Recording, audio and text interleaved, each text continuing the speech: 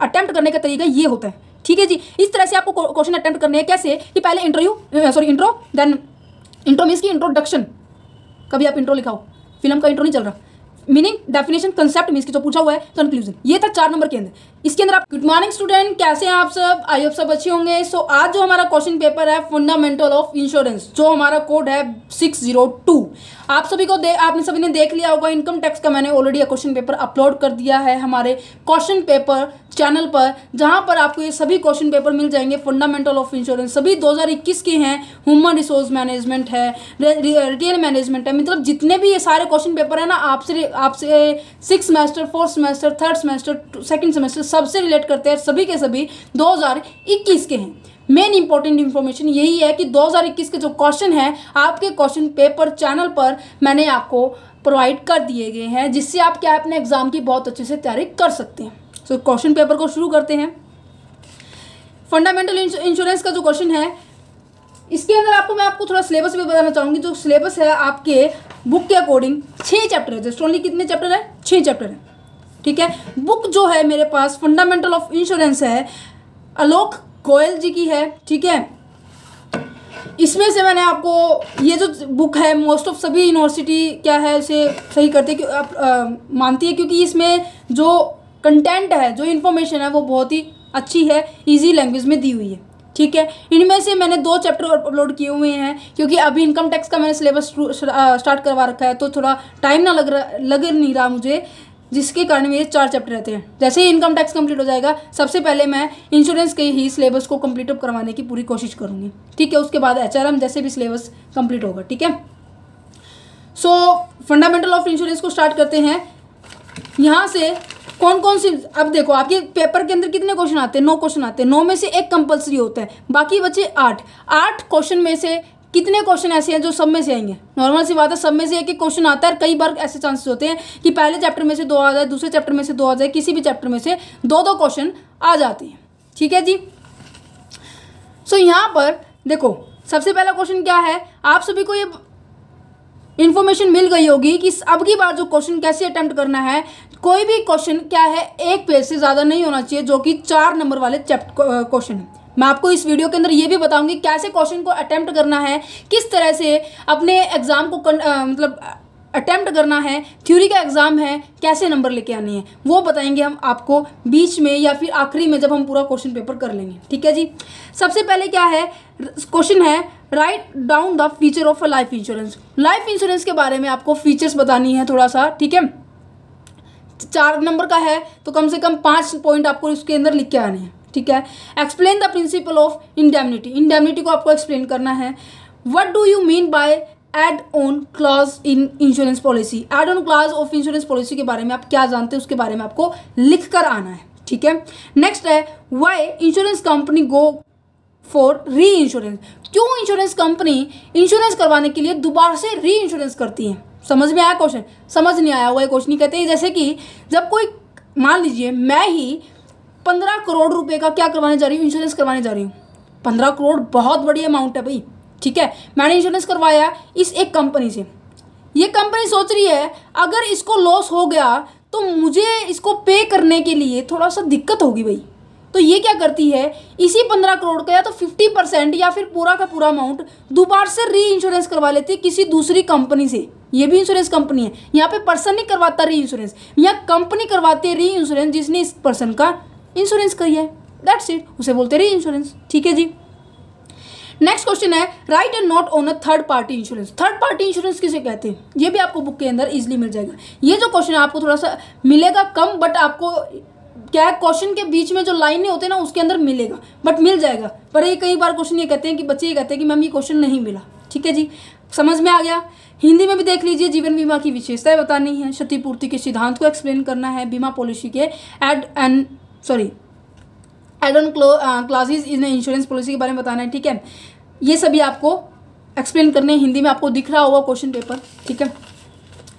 आपको पहले मैं बता देती हूँ कैसे क्वेश्चन को अटेम्प्ट करना है, ठीक है, फिर आपको हम आगे पढ़ेंगे। अब आपके पास ये 4 नंबर के क्वेश्चन थे, 4 नंबर के थे। इसके अंदर आपको बोला है कि केवल 1 पेज फिल करना है। 1 पेज ये नहीं, 1 पेज ऐसे खड़ा फिल करना है। कैसे? सबसे पहले आपको क्या करना है, इंट्रो लिखना है। सबसे पहले आपको क्या करना है, इंट्रो लिखना है। इंट्रो के अंदर 3 से 5 लाइन आपको लिखनी है, ठीक है जी। जैसे इसके अंदर क्या पूछा हुआ था, लाइफ इंश्योरेंस के बारे में पूछा हुआ था। लाइफ इंश्योरेंस के बारे में आपको 3 से 5 लाइनें लिखनी हो गया। उसके बाद मीनिंग आ जाएगा, मीनिंग के साथ डेफिनेशन आ जाएगी, डेफिनेशन हो जाएगी, ठीक है। डेफिनेशन किसी स्पेसिफाइड ऑथर की होती है, सो आप उसको ऑथर, क्योंकि 6 चैप्टर नॉर्मल सी बात है, 6 ऑथर तो आप याद कर सकते हो किसने क्या दी है ना। तो डेफिनेशन प्रॉपर ऑथर के साथ करके जानी है, ठीक है जी। जो फिर आ जाता है कंसेप्ट, जिसके ऊपर आपको क्वेश्चन लिखना है। मीन्स कि यहाँ पे आपने इंट्रो दिया कि इस क्वेश्चन में मैं क्या लिखने वाला हूँ, इसके अंदर क्या कुछ होने वाला है, उसका मीनिंग दिया। देन उसके बारे में फीचर पूछी है ना, इस कंसेप्ट में क्या पूछा है, फीचर पूछी है, तो आपको फीचर एक्सप्लेन करनी है। 1 2 3 4 5 फीचर एक्सप्लेन करने के बाद कंक्लूजन लिखना है। ये होता है क्वेश्चन को अटेम्प्ट करने का तरीका ये होता है, ठीक है जी। इस तरह से आपको क्वेश्चन अटेम्प्ट करने हैं। कैसे कि पहले इंट्रो, देन इंट्रो मीन्स की इंट्रोडक्शन, कभी आप इंट्रो लिखाओ, फिल्म का इंट्रो नहीं चल रहा। मीनिंग, डेफिनेशन, कंसेप्ट मीन्स की जो पूछा हुआ है, कंक्लूजन। ये था 4 नंबर के अंदर। इसके अंदर आपको पूरा 1 पेज भर जाएगा, ठीक है, डेफिनेशन तक। फीचर्स आपकी इतने पेज में आ जाएगी। कंक्लूजन 3 से 4 लाइन का लिखना है, 3 से नहीं, फिर 2 से 3 या फिर 2 से 3 या 3 से 4 लाइन का लिखना है। दैट्स इट, हो गया क्वेश्चन। ऐसे अटेम्प्ट करते हैं। अब आ जाते हैं हमारे बड़े क्वेश्चन के ऊपर। फिर हम इनको क्वेश्चन देखने के बाद फिर हम ये देखेंगे क्वेश्चन बड़े वाले को कैसे एक्सप्लेन करना है। Explain how the insurance act as a social security tool and the contribute to the economic growth. Economic growth के अंदर इंश्योरेंस कैसे रोल प्ले कर रहा है और सोशल सिक्योरिटी के अंदर कैसे टूल है, उसको आपको एक्सप्लेन करना है। हिंदी में देख लीजिए। थर्ड क्वेश्चन क्या कहते हैं कि what do you mean by the assignment. Assignment क्या होता है एंड द नॉमिनेशन क्या होता है इन अ लाइफ इंश्योरेंस पॉलिसी के अंदर। लाइफ इंश्योरेंस पॉलिसी के अंदर नॉमिनेशन क्या होता है, मीन्स कि हम जैसे नॉमिनी बनाते हैं ना, बैंक के अंदर भी जाते हैं, है ना। बैंक के अंदर आपको अकाउंट ओपन करने से पहले आपको नॉमिनी पूछते हैं कि आपका नॉमिनी क्यों होगा। मीन्स आपके जाने के बाद आपको अगर कुछ हो जाता है तो आपके जाने के बाद आपको पैसा किसको मिलेगा, उसे बोलते हैं। हमें डिफाइन करना है different type of the assessment of the life insurance policy. Assignment, sorry मैं बार बार असेसमेंट बोल रही हूँ क्योंकि मैंने इनकम टैक्स का सिलेबस करवा रही हूँ ना, तो बार बार असेसमेंट आ रहा है, ठीक है। असाइनमेंट है ये, ठीक है जी। नेक्स्ट आ जाते हैं कि ब्रीफली आपको एक्सप्लेन करना है प्रॉक्सिमेट क्लास के बारे में, आपको एक्सप्लेन करना है, ठीक है। एंड हमारा नेक्स्ट क्वेश्चन है claim settlement procedure to under the fire insurance.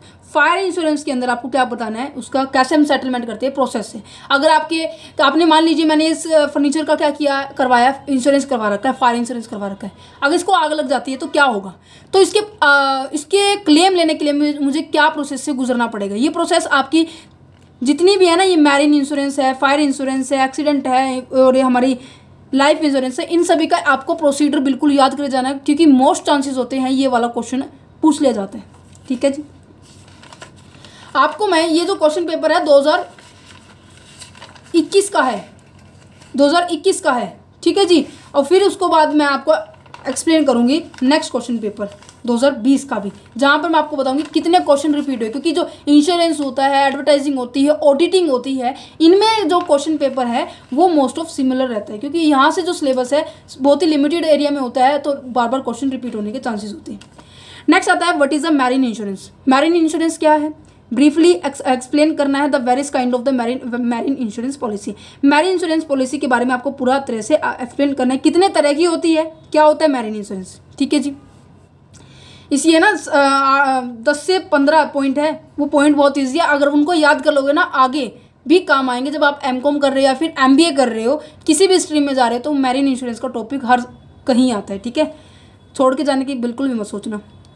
Next आता है describe the briefly with respect to marine policy. Marine policy के विद रिस्पेक्ट आपको क्या करना है, एक्सप्लेन करना है। क्या है, रनिंग डाउन क्लास दिया हुआ है, एट एंड फ्रॉम क्लास दिया हुआ है, इसको आपको एक्सप्लेन करना है चैप्टर नंबर 4 से ही।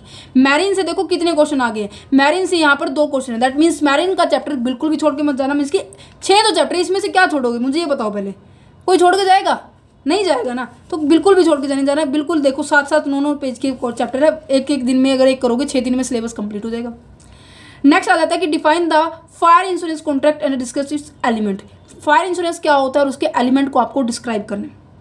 आप सभी को एक और इन्फॉर्मेशन दे देती हूँ कि जो हमारे क्वेश्चन पेपर है, जो जहाँ पर आपको ये सभी क्वेश्चन पेपर मिलेंगे 6 सेमेस्टर से लेकर हर सेमेस्टर के हर स्ट्रीम के क्वेश्चन पेपर चैनल आपके लिए क्रिएट किया गया है, क्योंकि आप सभी के हम्बल रिक्वेस्ट के कारण मैंने वो स्पेशल चैनल आपके लिए बनाया है जहाँ पर आपको ईजिली क्वेश्चन पेपर आपको मिल जाएंगे। ठीक है, नेक्स्ट उसका लिंक जो है डिस्क्रिप्शन में मैंने दिया हुआ है। ठीक है, और जो जो चैप्टर मैंने करवा रखे हैं इंश्योरेंस के, उनका भी लिंक मैंने डिस्क्रिप्शन पे दिया हुआ कि इजी हो जाए कि आपको कम से कम 2 से 3 चैप्टर तो आपके कवर अप हो जाए। इनकम टैक्स का सिलेबस होने के बाद फिर हम इंश्योरेंस का करेंगे। ठीक है, यहाँ पे एक आपको सिचुएशन दे रखी है कि एक क्वेश्चन नंबर 8 है। सिचुएशन क्या दे रखी है, मिस्टर एक्स है, ड्राइव कर रहा है कार को, खुद की कार है उसने, और उसका एक्सीडेंट हो गया किसी मोटरसाइकिल से, और मोटरसाइकिल वाला ऑन द स्पॉट मर गया है। ठीक है जी, मिस्टर एक्स की जो कार है पूरी तरह से डैमेज हो गई है। मिस्टर एक्स किस तरह से क्लेम को सेटलमेंट करेगा इंश्योरेंस कंपनी से? दैट मीन्स पता है क्या पूछ रहे हैं? प्रोसेस पूछ रहा है। ये प्रोसेस पूछ रहा है कि कार की डैमेज होने पर उसे कैसे इंश्योरेंस का क्लेम मिलेगा, उसे कैसे उसको क्लेम मिलेगा, वो पूछ रहे हैं। ठीक है, एक्सीडेंट एंड मोटर इंश्योरेंस, ये यहाँ से आया हुआ है। ठीक है, नेक्स्ट है discuss the code of conduct for the insurance agent prescribe by the insurance regulatory and the development authority of India. ये पर्सन पता है, ये भी क्वेश्चन है, रिपीटेड होता है इन्हीं वर्डों के साथ, हर बार रिपीट होता है। ये जो क्वेश्चन है बता रहा है कोड ऑफ कंडक्ट आपको क्या यूज करने। कोड ऑफ कंडक्ट का मैं क्वेश्चन भी आपको दिखा देती हूँ, क्योंकि ये जो कोड ऑफ कंडक्ट है क्या है कि रूल रेगुलेशन क्या फॉलो करने पड़ते हैं एक एजेंट को जब वो क्या करता है, इंटरमीडिएटरी एजेंट को जब क्या उसे किसी को क्लेम देना होता है। यहाँ पे ये क्वेश्चन है कोड ऑफ कंडक्ट का। कोड ऑफ कंडक्ट ये वेरी वेरी मच इंपॉर्टेंट है। ये जो बुक है ना, ये मेरी ही बुक है, मैंने स्पेशल परचेज की है आप सभी को सिलेबस कंप्लीट करवाने के लिए, बट कुछ एक हार्डल आने के कारण मैं सिलेबस नहीं करवा पाई, बट पूरे चांसेस है कि इनकम टैक्स होने के बाद सीधा इंश्योरेंस पे आएंगे। ठीक है, कोड ऑफ कंडक्ट बिल्कुल भी छोड़ के मत जाना। अगर किसी के पास बुक नहीं है तो आप यहाँ से स्क्रीनशॉट लेकर तैयारी कर सकते हैं। ये देखो पूरे के पूरे पॉइंट बिल्कुल ऐसे रट के चले जाना, क्योंकि 6 चैप्टर है, 6 में से सिलेक्टेड क्वेश्चन आते हैं। सिलेक्टेड क्वेश्चन में से अगर आप फिर भी नहीं करके जाते वो बहुत गलत बात है।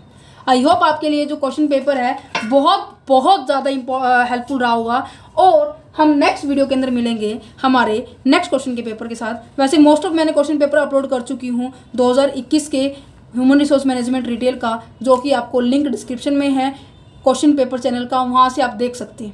Thank you very much, have a nice day, tata, bye bye.